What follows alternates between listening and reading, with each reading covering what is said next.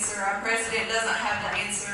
You don't have the answer. I don't have the answer. But I know the man who does have the answer. I know him personally. I have a personal relationship with him. Thank God that we know a man who can overcome what we're going through right now.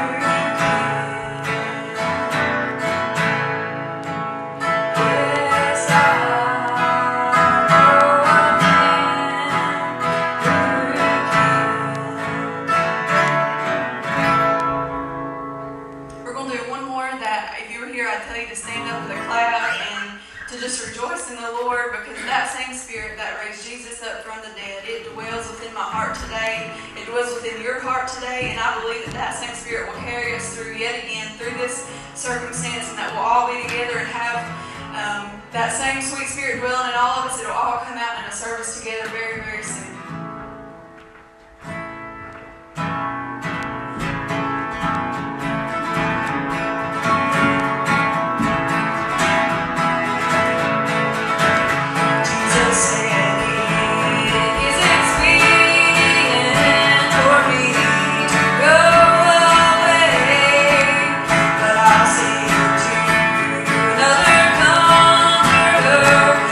God.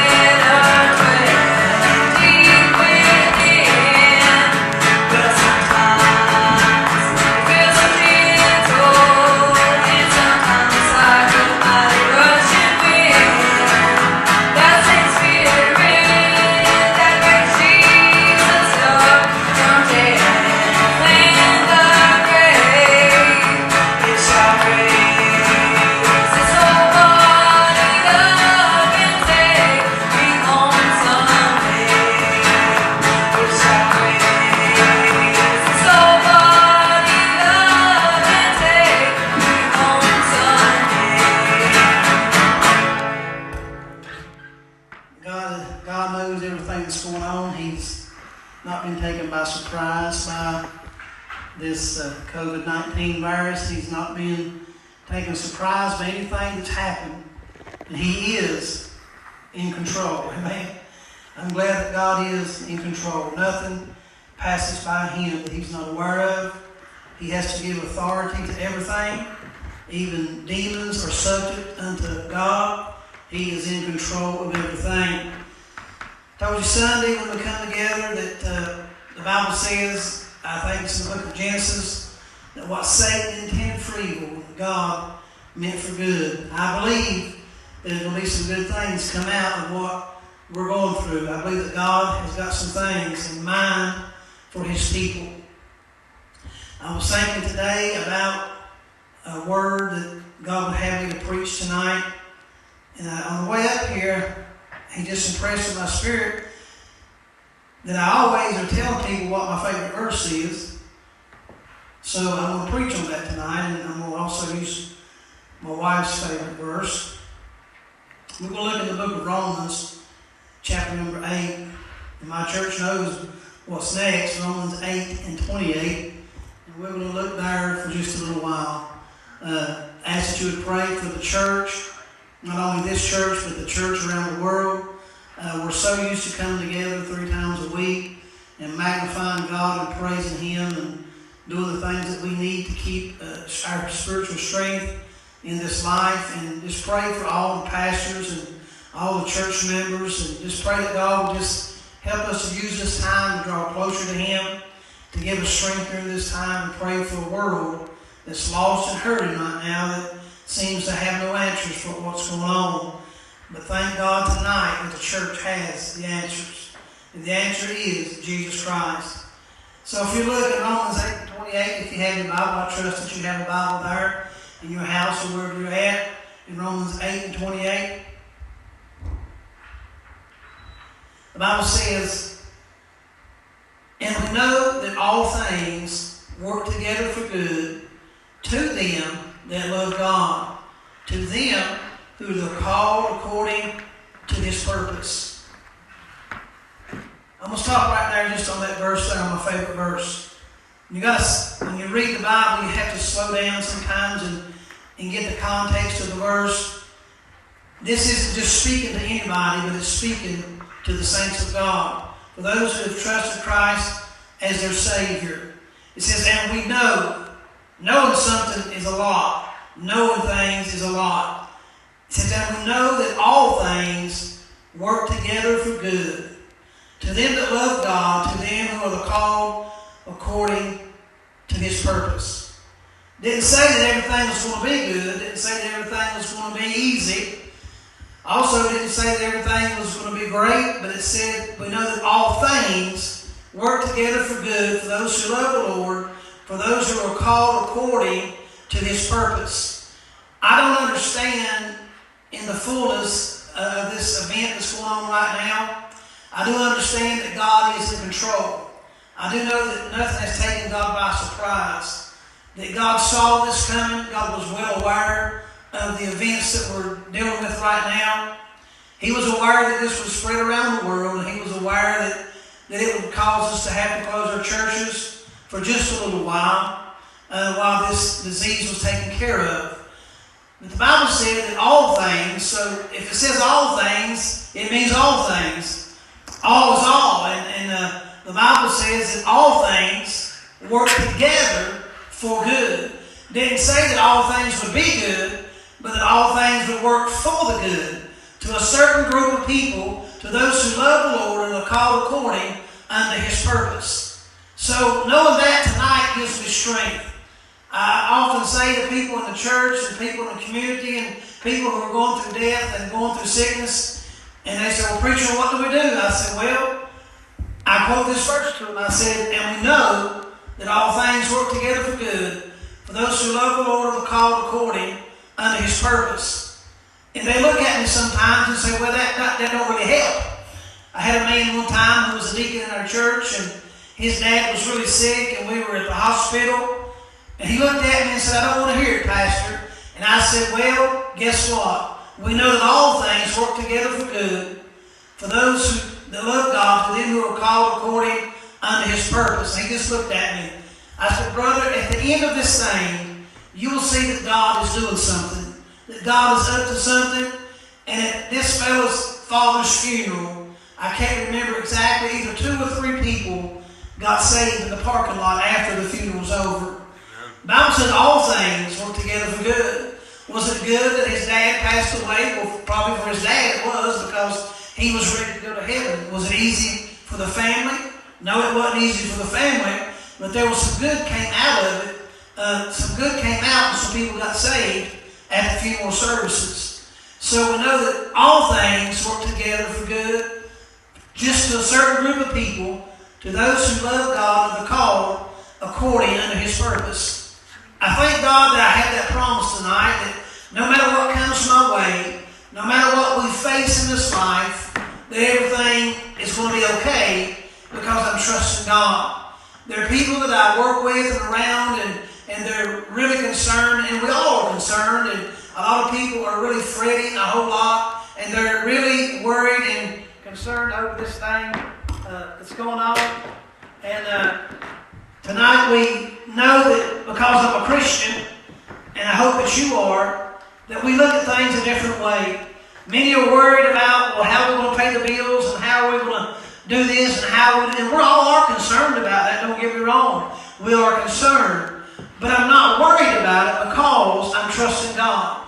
Because I am believing God. I know that God, the Bible says that God knows when a hair shall fall from our head. God knows what's going on. God doesn't just sit back in heaven and say, well, just let it work out. But God is always working good for those who love the Lord and are called according unto His purpose. In the midst of this trouble, in the midst of this storm, God is strategically working for the saints of God. He is strategically doing things in the heavens that we're not even aware of, that God is moving and God is working.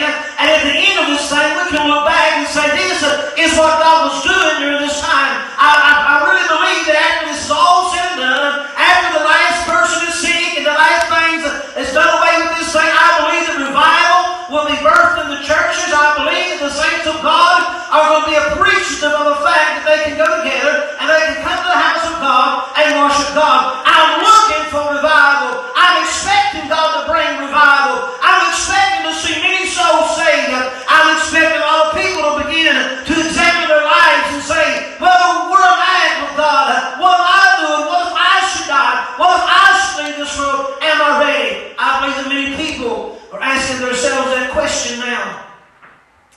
It's estimated that I think around 6 million people will probably get this thing in America before it's over. It's a lot of people. Didn't say all of them will die, but it's estimated that over 6 million will probably contract this disease.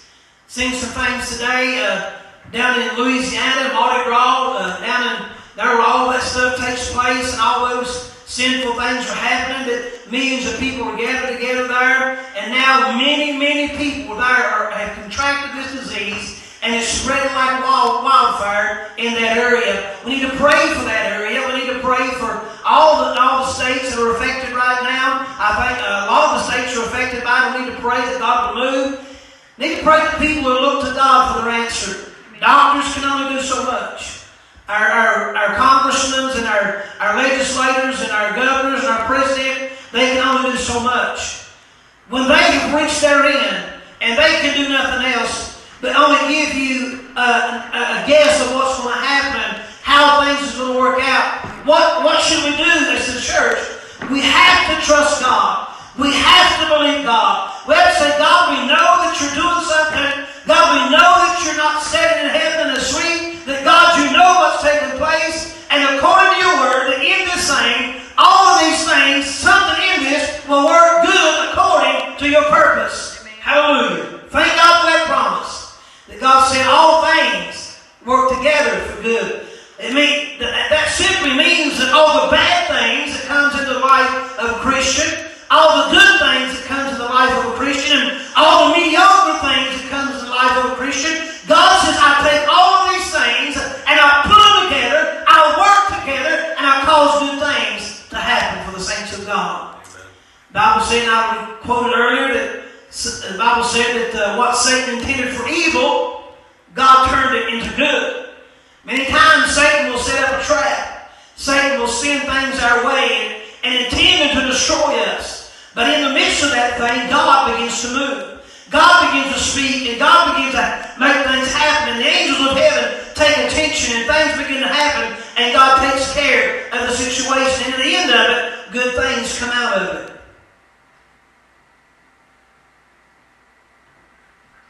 So know that tonight, that all things work together for good.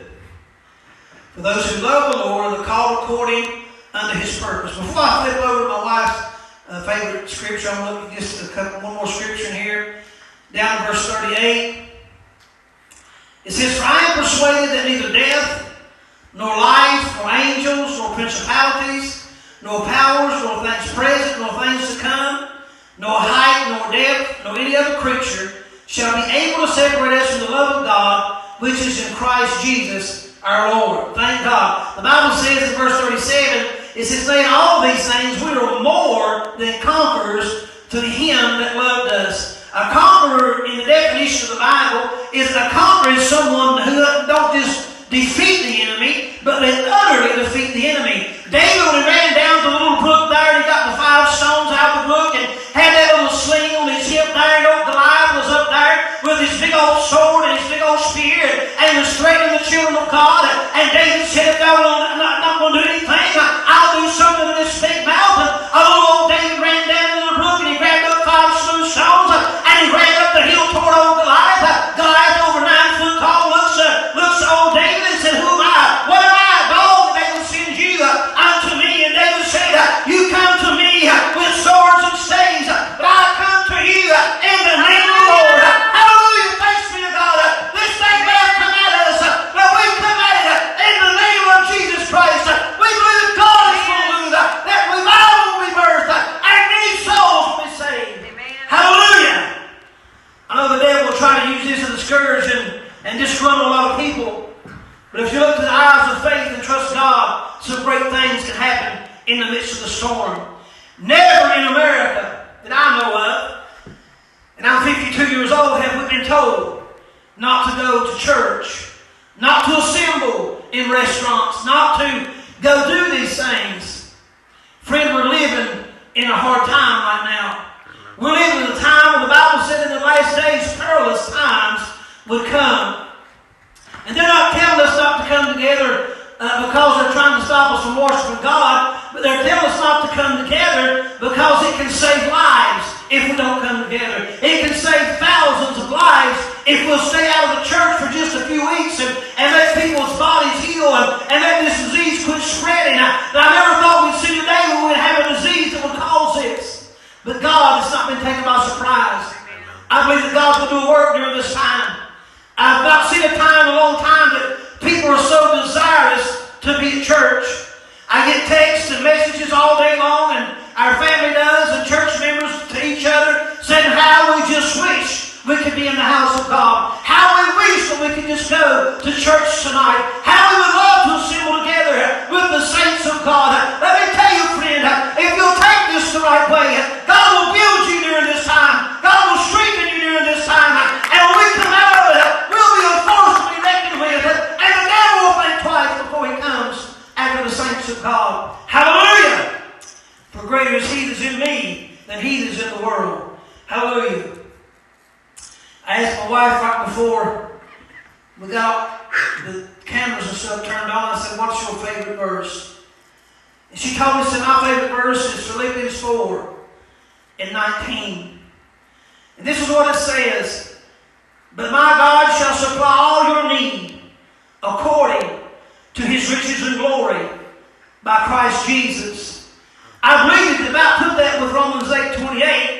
Says, for we know that all things work together for good for those who love the Lord and are called according unto his purpose. But my God shall supply your need according to his riches and glory by Christ Jesus. The Bible says that God shall supply everything that we need during this time of uncertainty and during this time of, can I just say the word fear? And I'm not so much fearful myself, but I know the world is fearful right now, especially those who don't know Christ. They're fearful right now. And some of the ones I work around are just really disturbed over this thing and really upset over this and wondering how will they pay their bills and how will they do this and how will they do that. And some of these people don't know the Lord yet and they're really concerned. And the only thing I can tell them is say, hey, we got to trust God. We got to believe God. The Bible says that God shall supply all of our need according to his riches and glory. If this thing gets worse, you know what I'm hanging on to? I'm going to hang on to my wife's favorite verse. That God said, I shall supply all your need according to his riches and glory by Christ Jesus. I don't know how this thing's going to go. Don't know how long it's going to last. But I do know that I will trust God the entire time. I do know that I'll believe in God. And I'll know that God has something coming our way. And I know that God will take care of the saints of God. I do know that God is going to bring many people into the fold during this time. I believe we're getting ready to see a bunch of people saved. Hallelujah. Praise the Lord. Thank you, Lord. Another verse in that same chapter that my wife likes is one of my favorite verses, number 13, Philippians 4 and 13. can do all things through Christ, which strengthens me. Amen. Hallelujah. The Bible says, I, speaking to the saints of God, Paul speaking to the church of Philippi, he said, I can do all things. I almost said, let's say all things. Well, we got 3 people here. Four people, can we say all things? Amen. The Bible says, I can do all things. That means everything. Everything that I need. God said, through the preacher man of Paul, I can do all things through Christ, which strengthens me. There's nothing too hard for the saints of God. There's nothing that God cannot carry us through. And this virus is nothing compared to the power of God. Amen. God at one instant could snap his finger and it would immediately be dried up around the world. That is the God that I serve. I serve a God that can even have the thought and this virus would close up and a minute and be gone. That is the God I serve. Yeah. That is my Redeemer and my Savior and my Lord. Hallelujah. Woo! I even prayed God dry it up. Amen. God sent healing. And God will in His time. I believe that God has given America a wake-up call. Amen. I believe God's given China a wake-up call. And Italy. And all these places, God's given the world a wake-up call.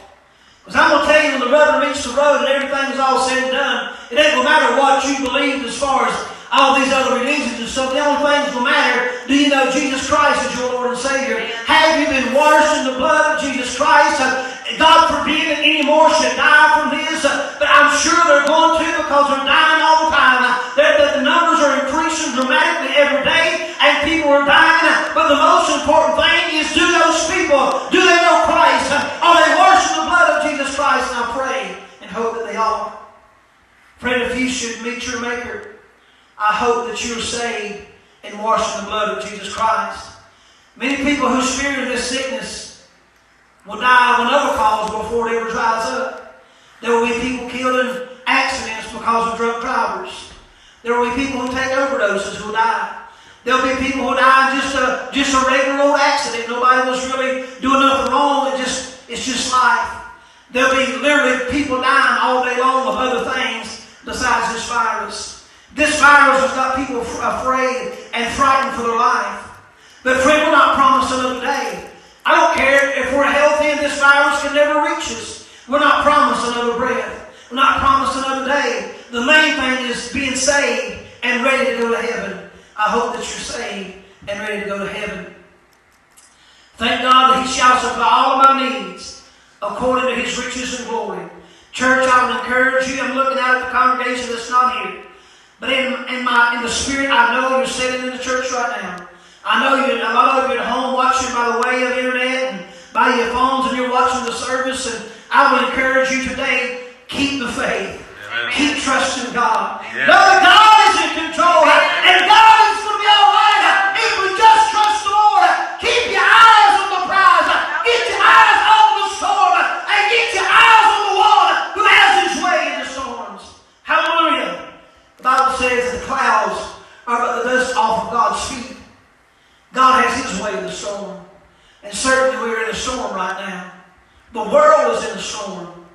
I'm talking the entire world is in a storm like the entire world has never faced before as a whole.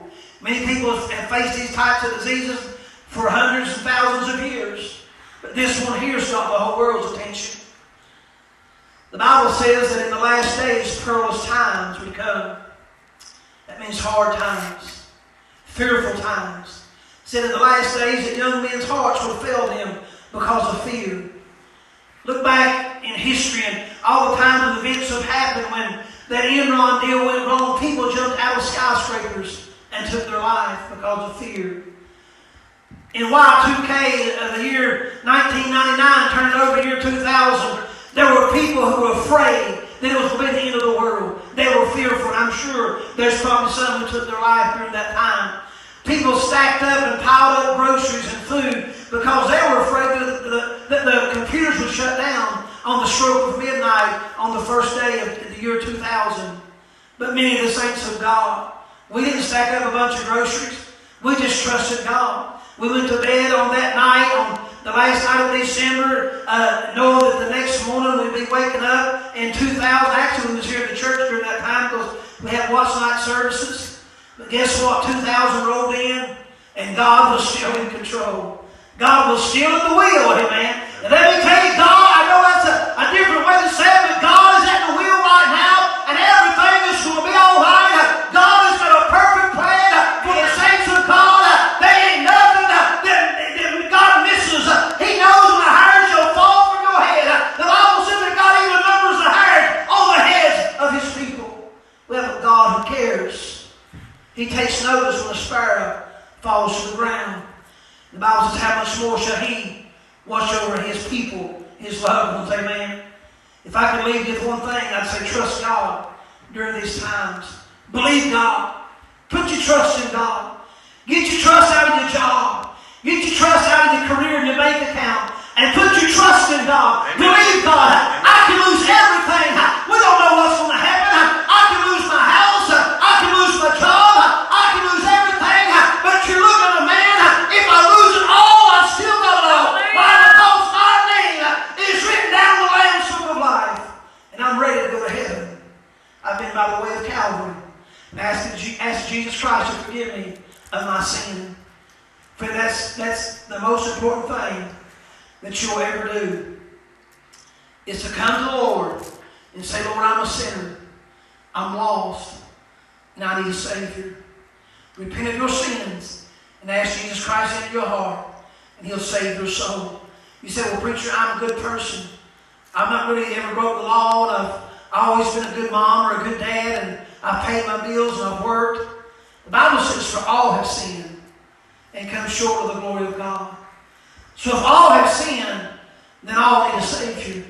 So, preacher, I don't know that I've ever really sinned. Have you ever looked at somebody else and thought they were less than you? Then you sinned. Amen. We've all sinned and come short of the glory of God. You say, well, preacher, I'm an atheist. I don't believe it for just a minute. I don't believe there's atheists in the world. Amen. There's a lot of people who claim to be atheists, but they're just running from what they know is true. Amen. I saw a young man's post today, and he said he was an atheist. I don't believe that for a second, because I prayed for him the whole time he was growing up on my school bus. I don't believe there's any atheists out there. I believe there's a lot of people running from the truth. I don't believe there's no real atheists out there. My thing for you tonight is, if you're not saved, this may be a time to think about it. You think this is rough? We ain't seen nothing when the judgment of God comes. Amen. He begins to judge this world. We ain't seen nothing till when the rapture of God comes and the saints of God are gone. And many millions of people are left behind because they never accepted Jesus Christ as their Savior. That's going to be hard times. That's going to be rough times. You better be saved and be ready to meet Jesus Christ. I look out among the sanctuary tonight of 180 seats, and usually on Sundays about 150 or 60 of them are full of people, and there's only 6 of us here tonight. And I think about the moment of the rapture. That there will be a church, either a revival somewhere, or maybe we'll be here on Sunday morning, or a church will be gathered somewhere doing something no matter what day of the week the rapture comes. There'll be people in churches somewhere. But just think if God was to come on a Sunday morning and this church was packed. I wonder if it would just be 6 people left. I wonder about that. We've been having a lot of people show up extra on Sundays. Had a lot of people that, by not raising their hands, are saying we're not saved and we're not ready. I wonder if the Lord was to come back in our next meeting that we gather together, how many seats would be empty. I would hope and pray that every seat would be empty. That everybody would go on to meet Jesus Christ. What about you? Listen, by the way of media tonight, what about you? What if the Lord comes tonight? What if this is it? Well, I don't believe, preacher. Well, 1 second after He comes, you will believe. What if He comes tonight? What if He comes in the middle of the night? What if you wake up in the morning and your godly wife is gone and you can't find her nowhere? Or your child who come to God and accepted Him as their Savior, your grown child, your child who's old enough to, I'm not talking about babies, I'm talking about teenagers who are old enough to understand salvation, and you run to your son's room who recently accepted Christ as his Savior, and your 16-year-old son is gone.